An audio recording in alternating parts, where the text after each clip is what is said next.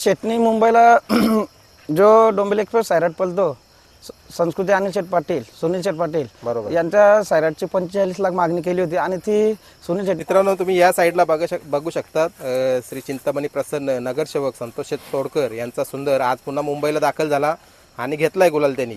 काय बोलाल, ज्या ज्या वेळेला मुंबईला आलाय त्या त्या वेळेला गुलाल घेतलाय.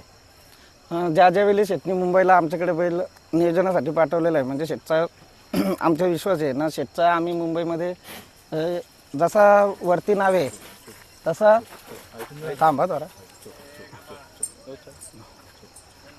बघा पालून आले तर थोडासा ॲग्रेसिव्ह पण झाले. काय बोलाल, जसं शेठचं नाव आहे वरती तसा मुंबईला पण व्हावा आणि तो सुंदर करतोय पण करतो. मग तीच आमच्याकडून अपेक्षा, शेटचं नाव आला हीच आमची अपेक्षा. शेटचं म्हणणं काय, बैल मुंबईला आला गुलालात ठेवा, शेटचं हेच ध्येय आहे ना. शेटचं नाव आज बिंदोडला होता, बिंदोडला नाव होतं, बिंदोडची पेटीने शर्यत झाली. बरोबर.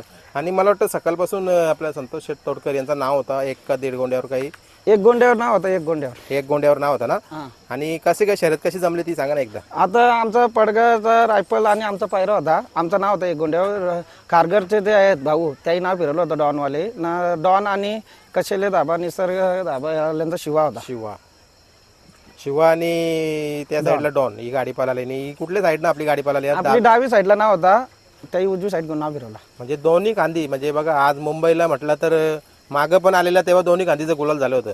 आज पण शेटने सांगितलं होतं आम्हाला, शेटने सकाळी फोन केला होता, लवकर जर एक शर्यत झाली तर नक्कीच बोलतो 2 शर्यती करा भाऊ. परंतु शर्यत बॅनरवर पण जमली नव्हती, नाव सोडला होता.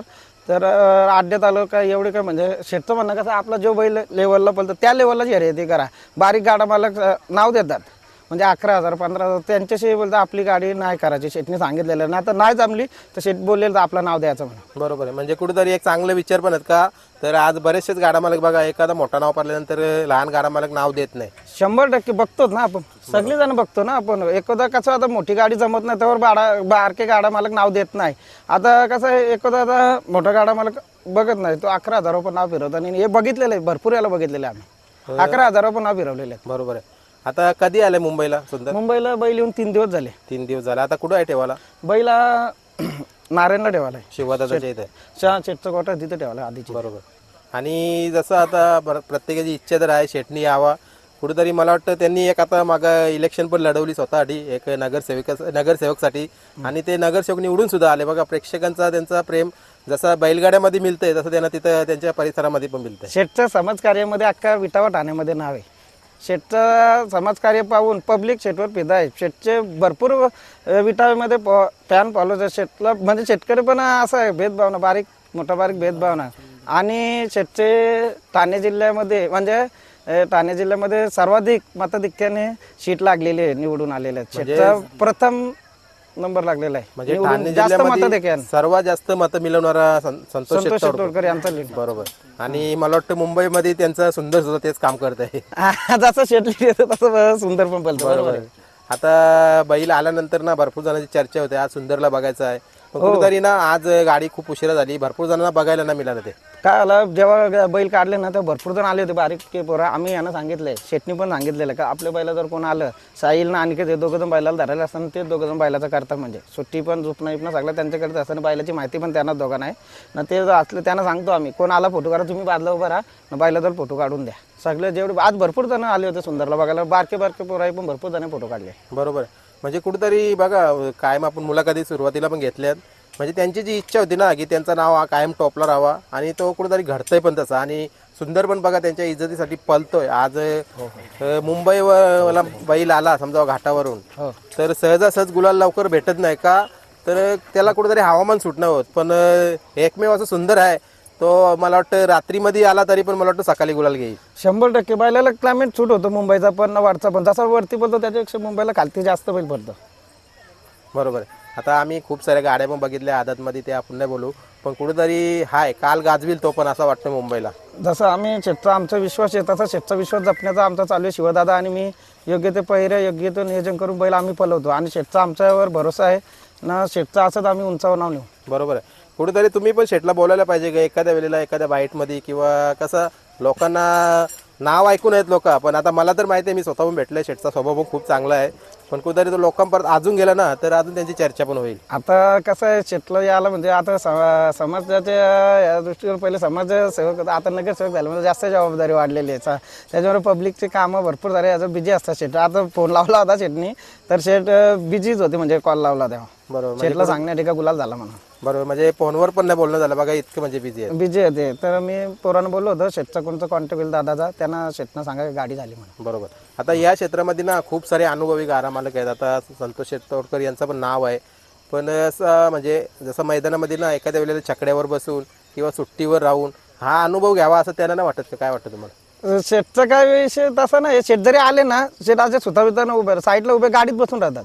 गाडी सुटली, गाडी झाली, कधी फोटो बिटो काढायला आलेले पण नाही. एवढे बैलांचे फायनली झाले, 1 नंबर झाले, कधी शेट असं मनात पण नाही ठेवलं का जाऊन चक्रावर म्हणजे उभं राहून फोटो काढावं किंवा या करावं, असं काहीच नाही. शेटचं एकदम साधं स्वभावच आहे. बरोबर.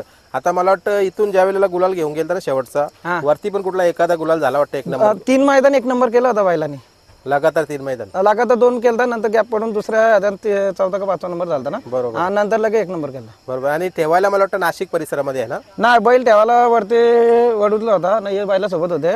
बैल हा साताऱ्यात असतो ठेवायला. नाशिक भागामध्ये साई असतो, साई संभाजीनगरला बरोबर महाराजांकडे. आणि कुठेतरी लोकांना आता इच्छा आहे घरची गाडी पण पलावा मुंबईला.